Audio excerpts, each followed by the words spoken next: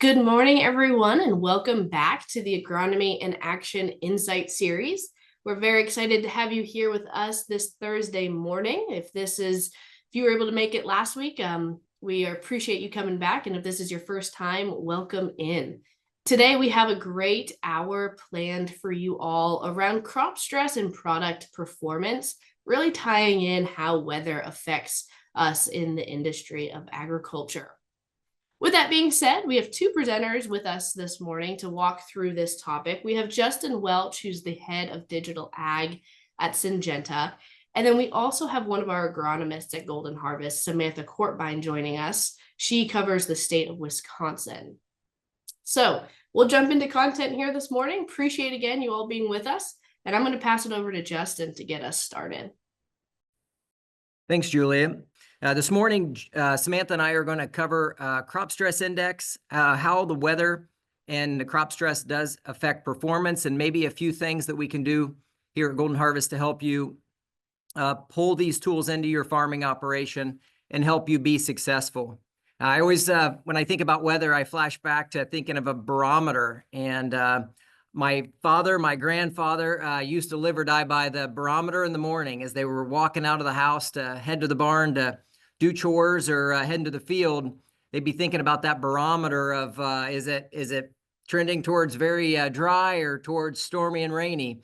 And that kind of controlled the path of the day. What was most important today to focus on, and it kind of gave you that forward-looking view of things to affect you in the given time.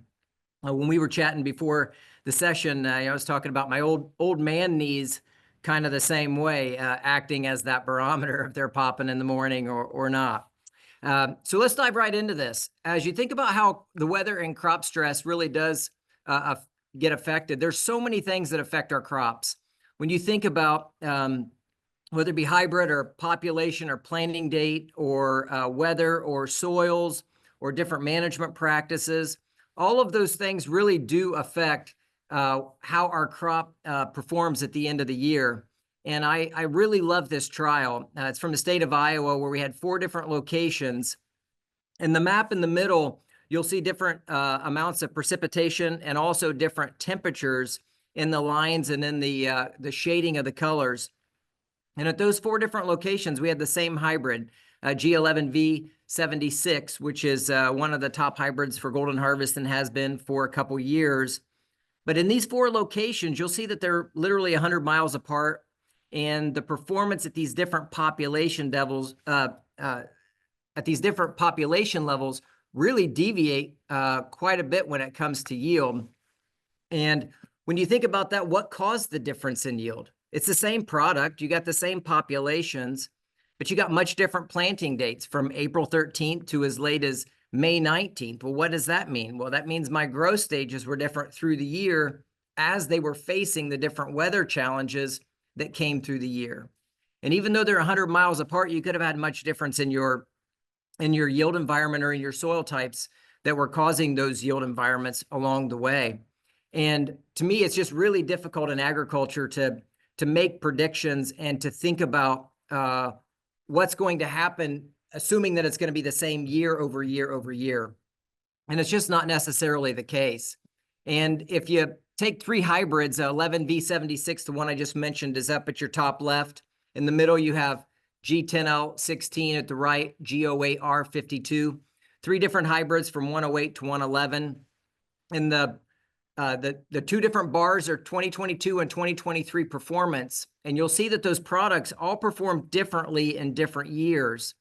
And when you think about why would the hybrids be that much dramatically different? Why was 11V76 in 22 well above average and in 23 was about average, where G08R52 over there on the right-hand side, you'll see in 2023 was well above average, but in 2022 did not perform nearly as well.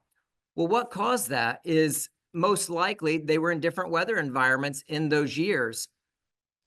And if you pull up the chart of the weather environments from those 2 years, at the bottom, you'll see 3 different charts pop up, and those are medium or high, what we call temp to precip ratio. What that means is to take the temperature, take the amount of rain, and we quantify that into a value. And so a high TPR, or temp to precip ratio, means it's very hot and it's very dry. So how did those products perform in very hot and very dry conditions?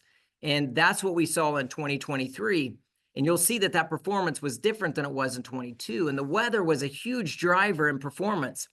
That's why it's really hard to predict how a hybrid will perform year to year, not knowing what the environment will be that they're getting ready to experience. Hence, in the seed business, we always plant a variety of hybrids for that reason, or different maturities, to try to spread out that risk, because it is so unpredictable as to what the weather will bring. The chart there at the bottom is that temp to precip ratio graphed out over 2021, 2022, 2023, and then starting in 2024 for Ottawa, Illinois. And you'll see that the temp to precip ratio changes dramatically throughout the season. And in 2023 specifically, in this area right here, you'll see that we got up into really risk area for temp to precip ratio. And during that time, what was happening? You'll notice that the growth stage it was in was between V6 and VT. Well, what's happening around V6 to VT? We're starting to think about what that ear is going to look like later on in the season.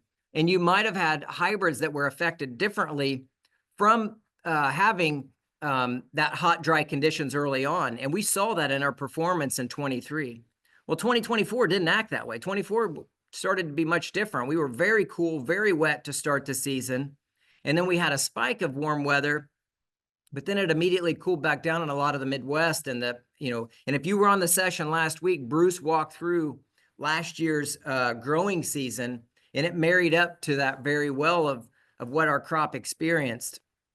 Now, we know that we're talking very general about, the Midwest, or, Iowa or Indiana, and, those aren't always the same. We know that those environments change, not only, state to state, but county to county, and sometimes even field to field.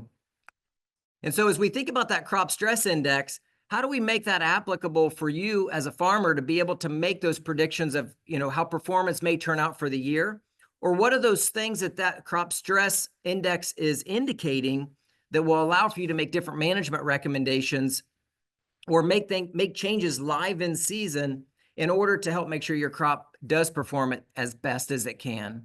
Or maybe it's the opposite. Maybe it's we've seen a lot of crop stress, and maybe I've taken the top end of yield off. And does that change my marketing outlook for forward contracting potentially? And so that we've developed this crop stress index and helped you kind of use as a barometer to how the season is going. What are we predicting as where this season is going for performance? And that crop stress index takes that precipitation, temperature, water holding capacity of the soil to kind of trigger alerts at different growth stages that you should be thinking about in season. There's also a wind risk indices as well that, if, I grew up in Indiana, and, we didn't have a lot of green snap or brittle snap in Indiana. We had too many woods and trees and small fields. And, I moved to Illinois about 13 years ago. And in that process, it became a lot more relevant. I woke up in the middle of the night in June, in Illinois, worried about that wind. What was I going to wake up to, whether it be brittle or early root lodging? And that wind risk was really real. And sometimes the wind comes through and you don't catch it in real time. And maybe 2 months later, you go back to that field and you're like, boy, when did that wind come through? You'll be able to see some of those wind risk indices as well as part of your crop stress charts too. There are some other elements that come along with the crop stress index, and that is GDUs to 20-year averages, temperature, high, low, medium. We know that has a huge effect when you get later on in the season, especially thinking about diseases and such. Daily precip amounts, and then more than just any of those on their own, the growth stages when those things particularly happen. So we know that if it's hot and dry, but it's at V4, that's different than if it's hot and dry at R1. And what is the growth stage, and how does it relate back to that crop stress indice? And those different charts will come together to be able to help give you a picture of how weather is playing an effect on your crop. One thing that, that doesn't tell the whole story, though, of how the stress sets in for your crop, because we all know that the soils play a big role in that. As I said, I'm from Indiana originally, and we've got some pretty tough soils versus now I live in Central Illinois, where I'm not sure they'd seen many tough soils percentage-wise of their fields. And so the environment is much controlled by, how that weather is affecting the soils on my field and how they combine to really determine whether stress is going to set in or not. And with that, if we fast forward, there we go. If you fast forward, being able to know each of your individual fields' soil types will help us determine how that weather is going to affect you. And this is our home farm back in Bartoni, Indiana. And, I talked about being tough ground. Well, it's not all tough ground, just 70% of it's pretty tough ground. 30% is patent soils, which are pretty good. Poorly drained, but still pretty good. But 70% is pretty tough soils. And what you'll see on the chart there for our crop stress index is this bright orange line is the predominant soil type in that field. And the shading around it, this part that's in the shading, that's representing the other minority soils that are in the field. But the majority of the soils in the field are this orange line, which are those tougher parts of the field. And you'll notice from last year, one thing that jumped out to me from last year immediately was we got into crop stress really dramatically right here, which related to that late June timeframe. And what was going on in late June? We were already deep into rapid growth. We hadn't hit pollination yet, but it was really starting to get dry. And luckily for us, luckily, unluckily, there was a hurricane come through called Hurricane Beryl that brought through a rainstorm through a wide swath in the Midwest that might have just saved our crop, because as soon as that came through, we saw that crop stress index fall off of that hot, dry back into temperate right there in mild, or that temperate climate right in the middle, which is kind of our sweet spot for growing our crops. And we stayed there for a long period of time. We stayed there through pollination. We stayed there through early R1, R2. And then all of a sudden, in mid to late August, they got dry across a lot of the Midwest as we were going through grain fill. So now all of a sudden, we had pretty good conditions all the way to early grain fill. Now we're thinking about which hybrids maybe aren't going to be able to finish out because of that dry conditions later on. But all of that came down to, we knew the weather and we knew the soils and how they played together to give me an indices of potential risk. Then I can start thinking about individual hybrids of how do they play into those risks as well. If your farm's spread out, you will see that there are differences of the crop stress index for each of your fields in different areas. These are 3 different locations throughout, just central Illinois, 50 miles in each direction from Bloomington. And you'll notice early on that, as we went down to Lincoln, we were not very dry. We didn't get nearly as dry as we did around Bloomington and early on in those conditions. And, it just shows you that you don't have to go very far away to experience different conditions throughout the growing season. And that's very important to know, because it may indicate that you need to go look at certain fields that show potential risk, where you have other fields that really haven't shown to the point where, maybe I need to be so concerned yet. And as we think about pulling all of that information together, we got temperature, we got rainfall, we got your soil types, we've talked about which hybrids go into those fields, and we're thinking about on a daily basis those things that are most important to you as a farmer that are going to help give me indices on performance. And why is that important? Performance pays the bills. At the end of the day, we need yield to sell grain, put our kids in college. That's kind of the whole game that we play in agriculture. And what we try to do is give you these indices in real time throughout the season to make those predictions or to make changes to your operation to help you be successful. And all of that's going to come together in a simple way for you as a farmer, or if you're one of our Golden Harvest representatives on the call this morning, you're going to be able to use this with your own farm or with your customers to help do this in real time. And you have 2 charts here on the screen on the left-hand side. That's called a crop health report. And the crop health report is a piece of paper, a PDF, an email that you can get that on a weekly basis that gives you that crop stress index for each of your fields individually. But it does a lot more than that. It's not just about crop stress. You're also going to see at the top right, our yields trending up or down this week. What's the disease risk? And when I say disease risk, if you're in a cornfield, it's looking at the corn disease complex, whether you're looking at northern or gray or southern or common rusts. And is there a potential for presence of those diseases? And it's going to give you an indice of that as well. At the bottom left, you're going to see what growth stage am I in today? How many days to the next growth stage? When am I going to hit pollination or tassel? And how many growing degree days am I ahead or behind schedule? And we tried to pick things to go into this chart on the field basis that are relevant to you today and this week. You see the weather conditions, what's the weekly forecast? Is there a chance of rain? Is it going to start to cool off? Those things are important as you're planning out your week. That's why these emails are drafted to come out on a Monday morning, as you're thinking about, what do I need to accomplish this week within my operation?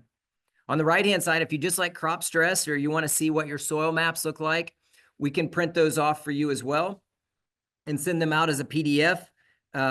Or you can look at them on inside of GHX Fields online. You can see it yourself.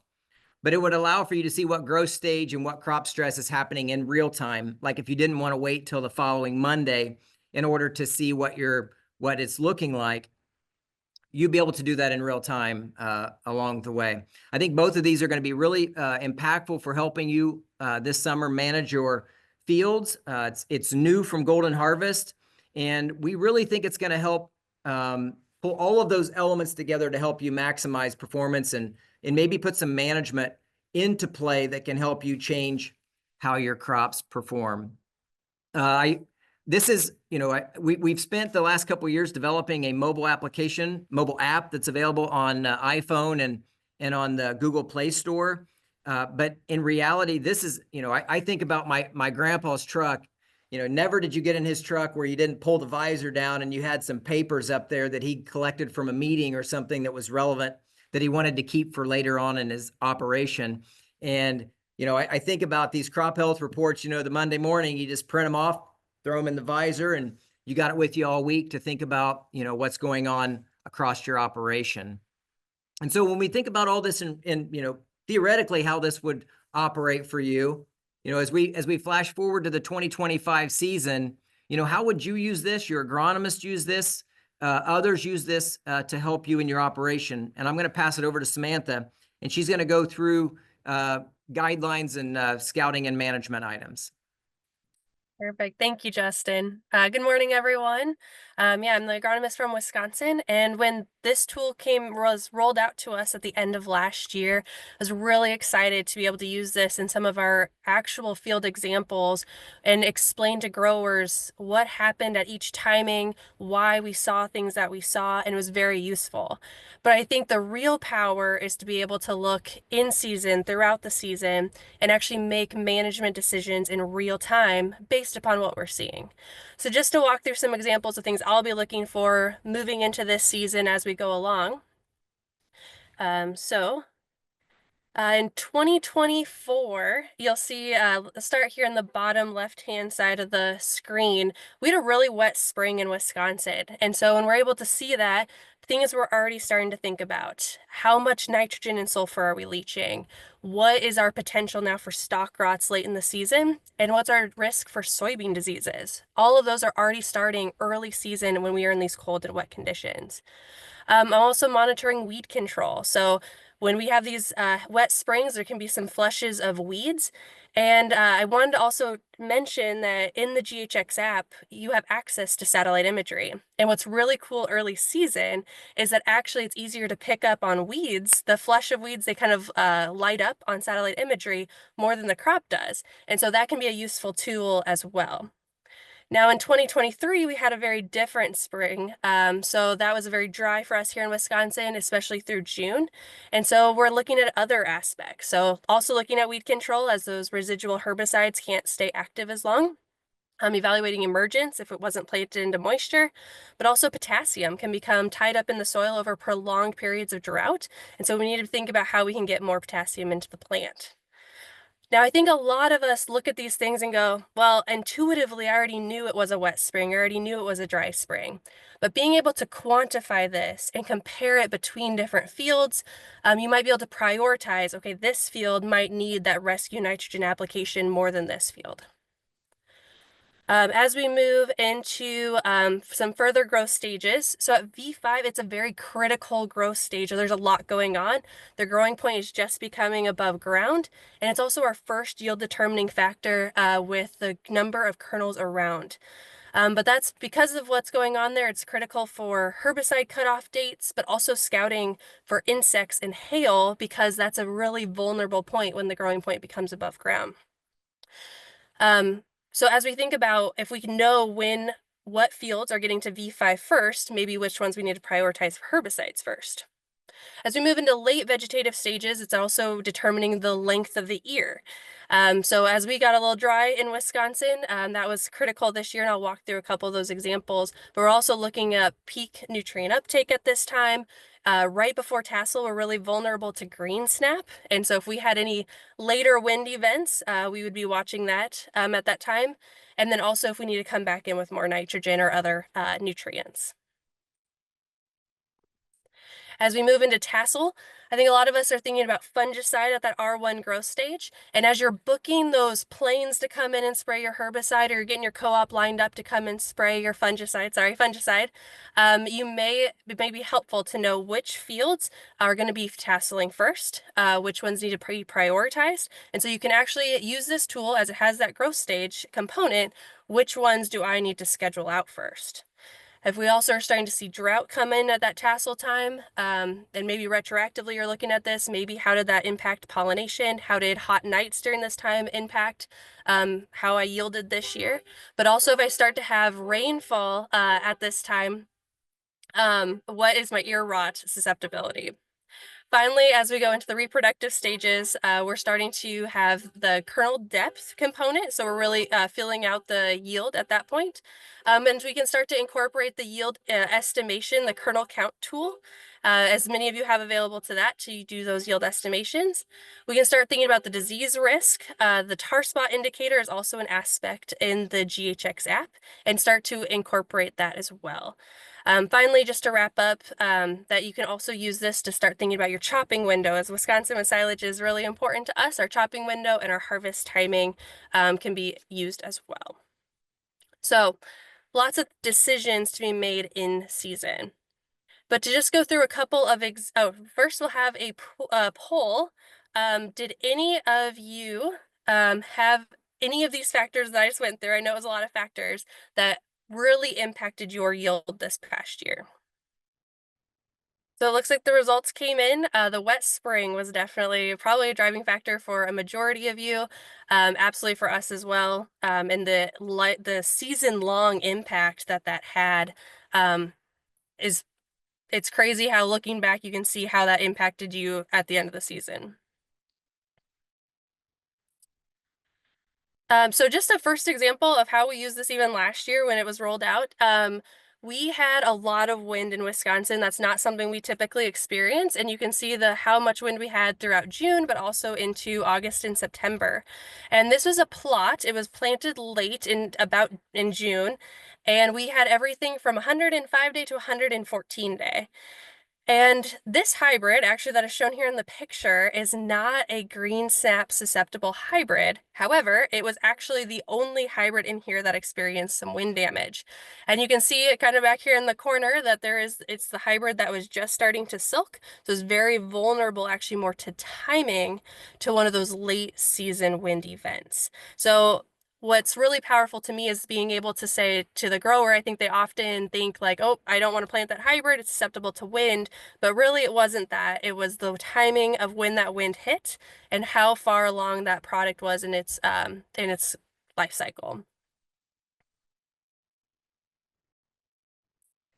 Another example that I had a grower call and say that they had some really shortened ears this year across their entire farm. It was regardless of hybrid, it was regardless of brand, and really want to know how they can prevent this from moving into the future.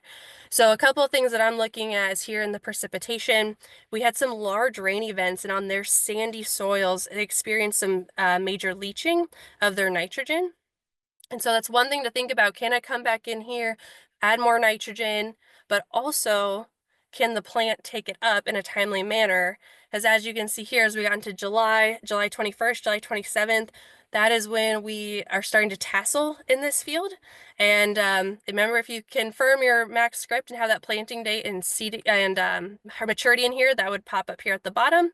But as you can look here in the tassel time, it was starting to get really dry when that ear is determining its length as well. So there's a lot of things out of the grower's control, but there's also a few things like having the fertility available that would have been helpful in this situation. My final example here is how did the hybrids perform? So Justin covered this some, but to see an actual example here in the Push It trial that we had, there's two really driving factors here in what performed well in this plot specifically. So on the far right-hand side, you can see seeding rate. And in this plot, the higher seeding rates of all the hybrids consistently perform better than the lower seeding rates. What's interesting is this was actually the only plot where we saw that for 2024. And all the other ones, the lower seeding rates actually performed better than the higher seeding rates. And so I can look and actually see that this plot had much more time in that mild or even slightly cool and wet, but not quite as cool as wet as a lot of our other plots. So in that mild time the most, it was able to support a much higher seeding rate and some higher yield potential. The other driving factor here is actually that the lower maturities did better. So the 97B versus more of our 100-day product was actually stronger performer. And I think a lot of that is tied to it was tasseled before we had that July 21st, before we started to get dry there. And then it was also further along in its grain fill period before we started to get very dry at the end of the season. So those are things I don't want people to start ruling out hybrid just because of 1 year, one field, when we can tell the story of why that may have happened. Specifically, 99E68 Duracade has been a really solid product for us, but its Achilles heel is that late season drought. And that is absolutely shown here when we had those last couple of weeks where it just was very dry. It was unable to get its yield from that kernel depth. We can see how that product then was floated towards the bottom of the plot. So to wrap up here, as you've seen that, I think to me, the really critical time is being able, or critical aspect of the crop index stress tool is to be able to look at how the weather events are happening, but also aligning that with where the crop is developing throughout that season. So in order to get those growth stages to show up here at the bottom, you do need to confirm the max script, work with your seller to do that, and you need to have the planting date and the maturity in order for that to populate. So an excellent resource that we're looking forward to using for this coming year. So with that, I will pass it back over to Justin. You know, I'm looking at that chart and I flash back to 2012 where we really had some pretty significant drought conditions, especially in Indiana where I was at the time. And I remember going to two fields that were literally across the fence line, same hybrid, planted 10 days apart. And 10 days apart was 100 bushel differences across the fence line. Same soils, same farmer, just planted 10 days apart across a fence line. And it was all because when did that heat come in? And one field got clipped at the nick, 100-degree temperatures, and just never got pollinated. The other one was able to pollinate prior to that, and it just made all of the difference. And so being able to know the growth stage when these different stresses happen is just extremely critical for being able to place where that stress comes in. And for if you're in the Golden Harvest family, you're able to go in and put a planting date and a hybrid, so we know the relative maturity. Relative maturity is extremely important to know when is pollination going to happen. And we need to know the planting date so we can start counting those GDUs through your growth stages. And that's very simple to do. You can go into the GHX app and put a planting date and a hybrid in, and we call that confirming your plans. You can also go to ghxfields.com And this year, be able to put all your planting dates and hybrids in there in batch if you prefer. You know, one thing we've learned in our digital journey is not everybody wants to use an app. You know, some people would prefer to use a computer. Some people would rather just have it sent as a piece of paper. And we're trying to be very flexible. No matter where you prefer to have your information received, we want to make sure you can receive it in that way. And so being able to put those planting dates in hybrids, we've made it very flexible for this year. And if you do that, it's going to trigger your growth stages by crop stress, and you can get your crop health reports on a weekly basis within GHX. They can also be generated on demand any day of the week, not just on Mondays, if you prefer within GHX fields as well. And, you know, besides just crop stress and weather, you know, there's lots of things we should be keeping track of throughout the season. And our GHX app is really one place that you can go to get a lot of that information. On the far left, you know, what you're thinking, we're coming up on planting. We're literally, you know, 60 days from planting. In my mind, April 10th is always that first date where I'm starting to fire up that planting clock and say, should I go think about planting corn today, or should I go plant beans, and follow that for the next month until May 10th. And then on May 10th, I ignore that little planting clock, and I'm going to make my own decisions after May 10th of whether I'm going to go plant or not. But being able to have, you know, some little features like that throughout the app to help you make better decisions is pretty helpful. Also inside of the app, you know, if we've made your plans of what hybrid should be planted on which field and what population, you see that inside of the application too. So if you're rolling into the home farm and you forget what hybrid or population, the app is right there to tell you, oh, I'm supposed to plant 11V76 at 32,000. And you'll be able to have that reference point for you available. Imagery throughout the summer, you know, Sam brought up, and, you know, we talked about soils, how important they are. If you have coarse and fine soils in the same field, those typically show up pretty evident inside of imagery. You'll see where those areas are at within your field looking at aerial imagery. In all of your fields, if you have a boundary, have imagery. So there is no restriction on purchasing. All of your fields that are mapped in the GHX app or inside of GHX fields are going to get imagery throughout the entire year, so that you can use it as a reference point to see how the crop is progressing and changing. And having weather information just in general is almost a prerequisite for us. You know, I remember when I started in the ag business in 1995, I started GPS soil testing and doing variable rate fertilizer and making fertility recommendations. And I went through all of this work to make specific recommendations. And, you know, my boss at the time, he'd been making a lot of fertilizer recs for 30 years. And he said, I don't know why you're wasting your time on all of that. The weather controls 70% of our performance. And I don't think he was necessarily wrong. Weather is pretty determinant on our performance, but it also means that I've only got 30% I can control. So how do I take the 70% I don't control in weather to make that 30% easier to manage? And being able to have the weather attributes inside of here are very important too. We do some specific things in weather, such as soil moisture maps, soil temperature maps, also having wind, humidity, rainfall, and temp right at your fingertips, which are all very important to planting and spraying. Applications as well. Those are right there available to you too. And then as you get later on in the season, being able to look at, you know, when's it time to harvest? You know, as Sam said, you know, up in Wisconsin, you know, silage, you know, we're not waiting to, you know, 25% or 20% to harvest. We got to go earlier. Being able to look at what growth stage I'm at is really important to think about my silage logistics as well. All of these little attributes that, you know, on their own, they're not that significant, but they may have that one piece of information that helps you make that one decision that can change your season. And in the middle, there's a separate tool called Corn Tools, which we've had for quite a few years, but I think we had 400 farmers or so use it last year. It's just a simple way that, you know, as you're thinking about counting kernels and what my potential yield would be later on in the season, it's just easier than counting the rounds and the lengths and doing all the math yourself. You just take a picture of the year and it gives you an estimate. I always reference that's a pretty wide yield estimate. What we're good at is counting kernels. You know, the yield estimate what are you dividing by? Are you dividing by 75 or dividing by 90? Makes a huge difference on yield. But what it is really good at is counting the kernels. So if you're thinking about those comparisons field to field, it's good to be able to use in that fashion.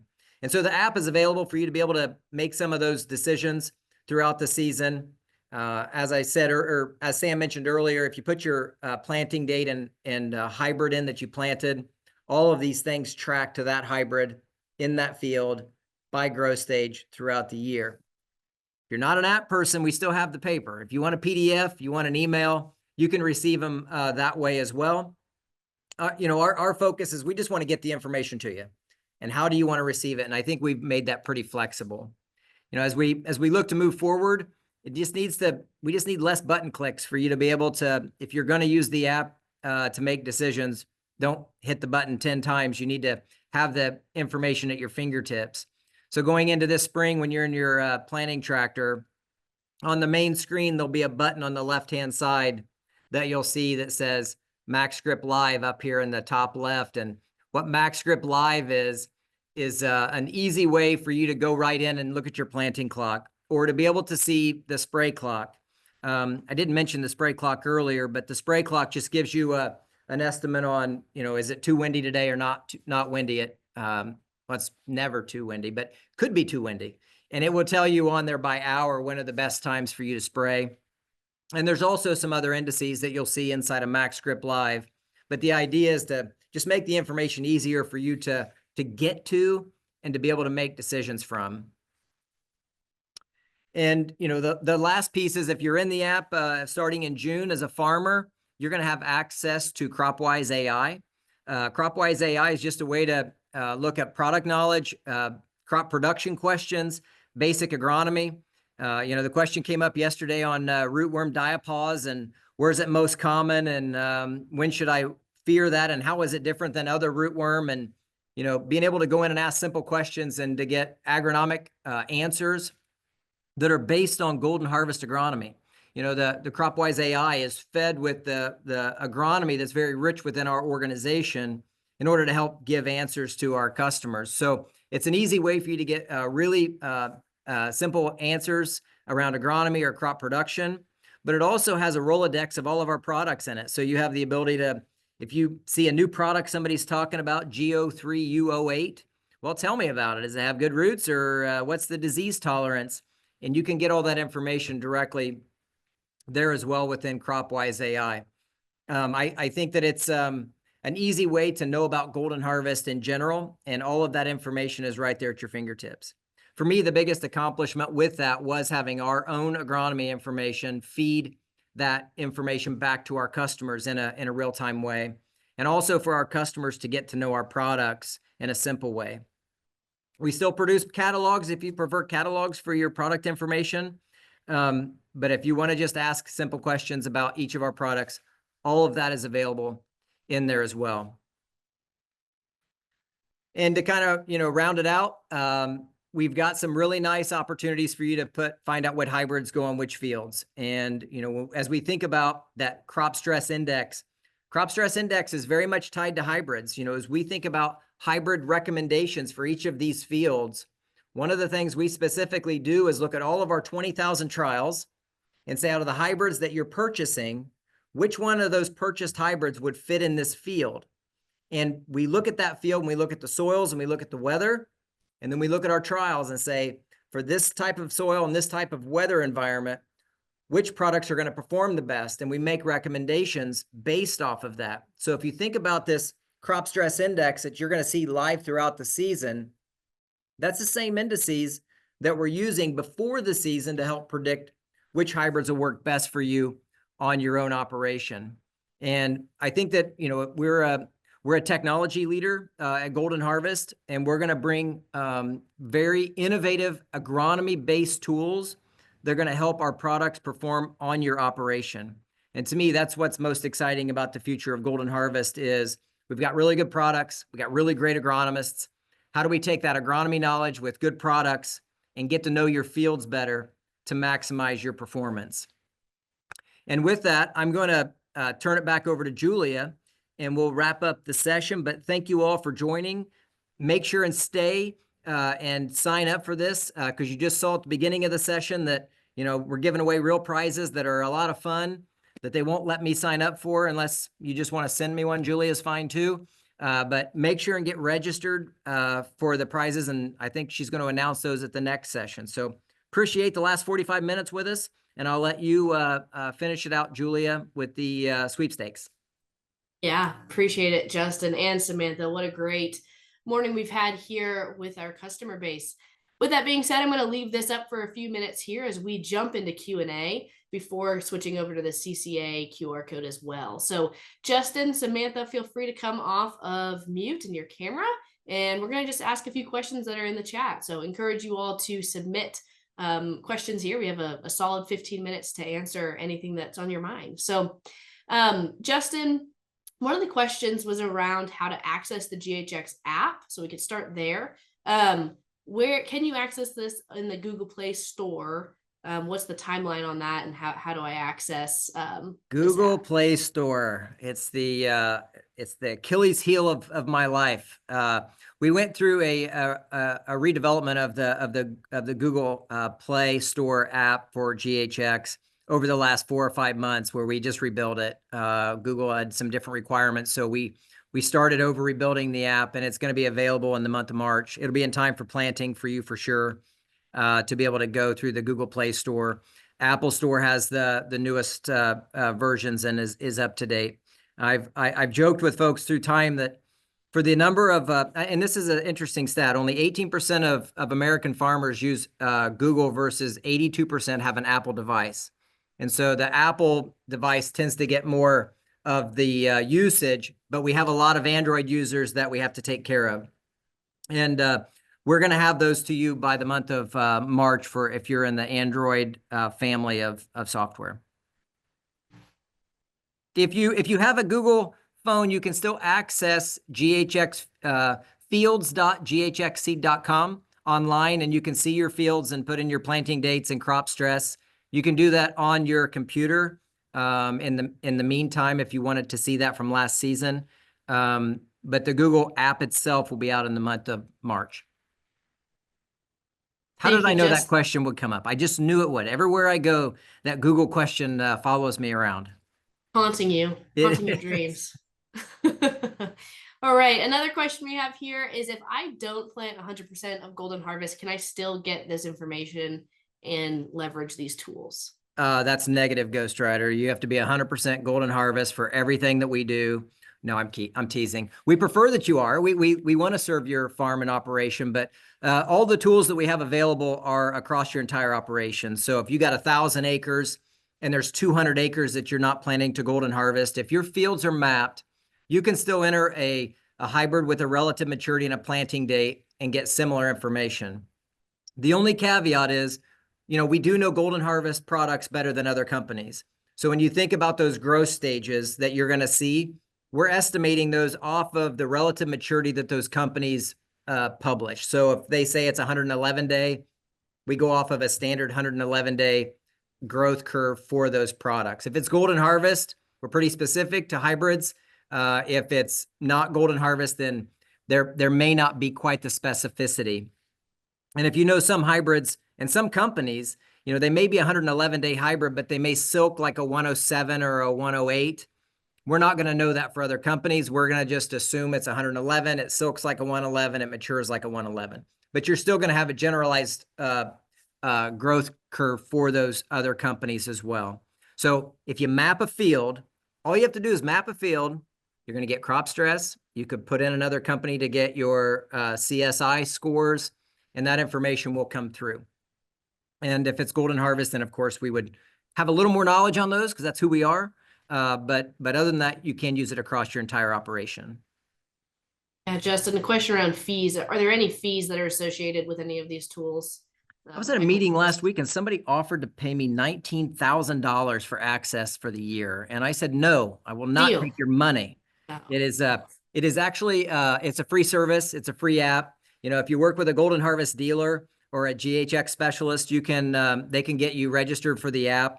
And there is no fees for any of the things we provide. We just want you to do better. When farmers win, we're going to win, to be quite honest. And it helps us get to know you and your operation. And so there is no fees that go along with any of the services we provide. We just want to help you do better in your operation. You're free to send me a check if you want. You're not required to do that. Everything that we have within our services is free. Awesome. We had a question around an individual that doesn't have a smartphone and they want to get signed up for the emails. How would they go about doing that, Justin? I know you've hit on it in the webinar, but Yep. maybe hit it again for individuals. Yep. If they have an email, it's very easy. Their Golden Harvest, their GHX specialist or their GHX certified advisor can send them an email to get them registered for an account, and they can do that on their computer. Once they're registered for an account, their salesperson can put their field boundaries in for them and set them up to receive those emails on the weekly basis. So if you got a flip phone, no worries. We can take care of you. You do need to have an email. And if you have an email address, that will let you set up your account. And then your Golden Harvest sales representative can then help get your emails coming your way throughout the season. And that's very common. Last year, I think only 10% of our farmers use the app itself in season, but 70% of the farmers that we sent emails to for these crop health reports open them. So we're all in favor of, you prefer email, we're going to send you an email with the same information that you can print and keep with you without having to have a smartphone. Thanks, Justin. There's a question that I'll throw towards Samantha here. Justin, you can give your opinions as well. The question is, what is the optimum vegetative growth stage to apply in-season nitrogen inputs, specifically around that 28% through a fertigation or pivot setup? Yeah. Sam, any guidance there? I feel like there's a million answers, and the other fellow agronomists on the call may have different opinions as well.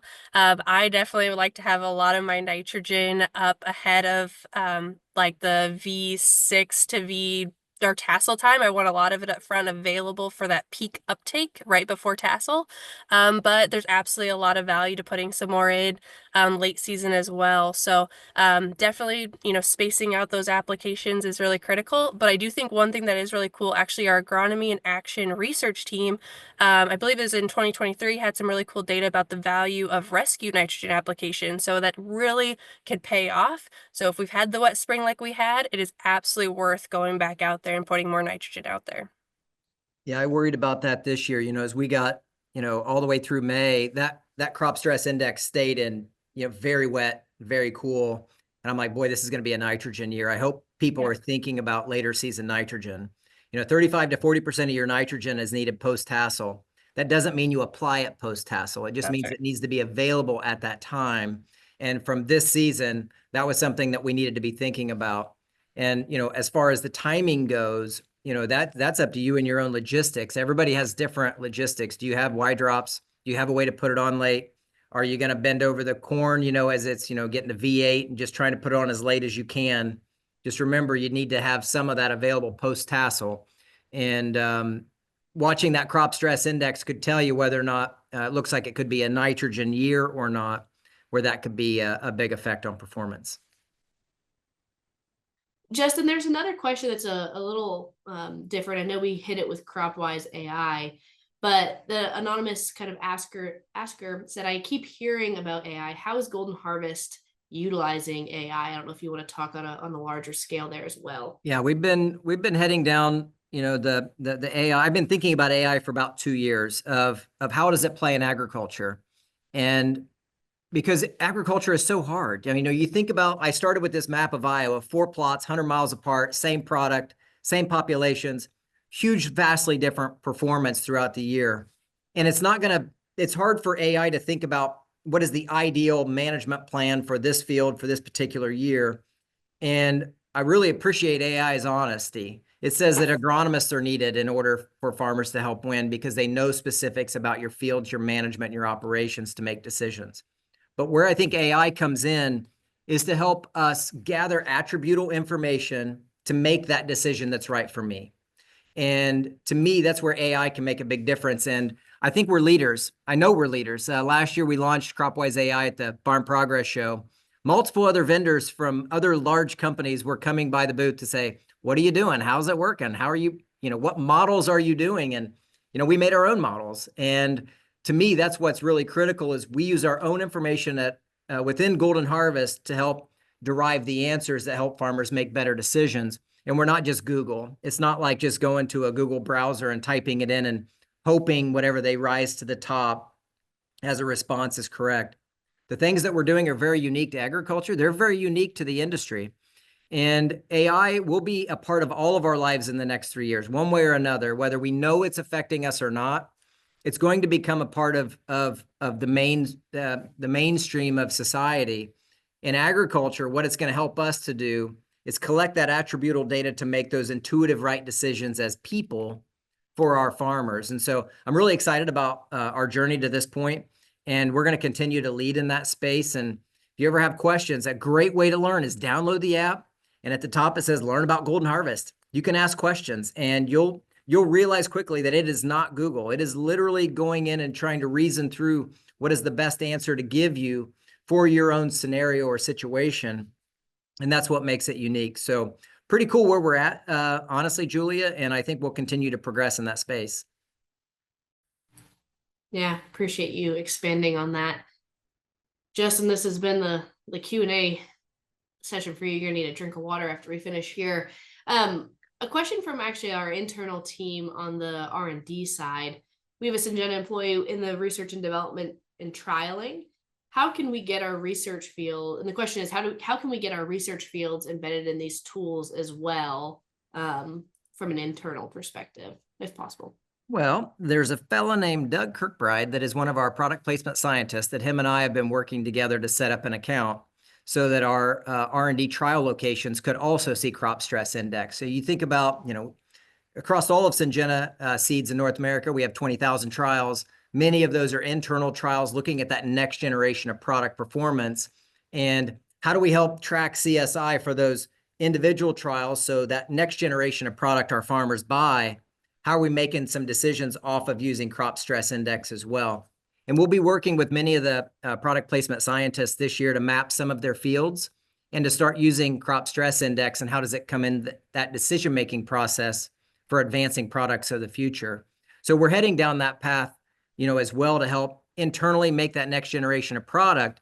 So when it gets in our farmers' hands, that they're going to have the same experience that we saw coming out of R&D and through the advancement process before it ever hits a bag with a name on it. And so much of that is in play, Julia, and I'm really excited to think about it. It's this concept of connected farm from, that R&D engine of Syngenta, of the inception of product development, all the way to the point where a farmer has it in their fields at volume. How do we start thinking about that performance consistency over time so that the farmer experiences what we saw in R&D to make sure that it pulls that string all the way across and we can start to make those predictions. So pretty exciting. It is very exciting. Thanks, Justin. Samantha, another question for you. Thoughts on autonomous irrigation that side dresses lagoon manure all season long? Yeah, great question. I mean, the ability to be able to add nitrogen season long is a huge advantage that a lot of us, maybe don't get to capitalize on. So I think that is awesome. I think the, having a plan preseason, knowing how you're going to do that, but then also adjusting that based upon the weather or the crop risks that we do see.